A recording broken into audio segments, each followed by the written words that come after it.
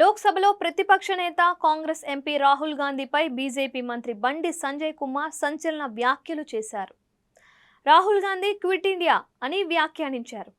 ఆయన బుధవారం శేర్లింగంపల్లి బీజేపీ సభ్యత్వ నమోదు కార్యక్రమంలో పాల్గొని హాట్ కామెంట్స్ చేశారు. రాహుల్ గాంధీ క్విట్ ఇండియా, విదేశాలకు వెళ్లి భారత ఎన్నికల వ్యవస్థను విమర్శిస్తావా? రిజర్వేషన్లపై నోటికొచ్చినట్లు మాట్లాడతావా? కేసీఆర్ కుటుంబాన్ని జైల్లో వేయడం సీఎం రేవంత్కు సాధ్యం కావటం లేదు.